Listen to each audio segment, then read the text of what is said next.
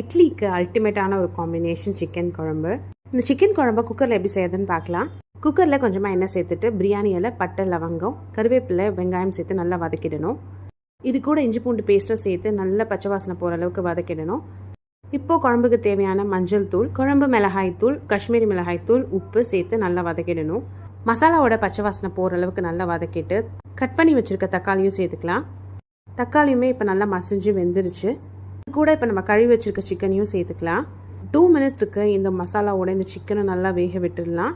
அதுக்கப்புறமா நம்ம தேவையான அளவு தண்ணி சேர்த்துக்கலாம். இப்போ மூடி போட்டு 2 விசில் வர வரைக்கும் வச்சிடலாம்.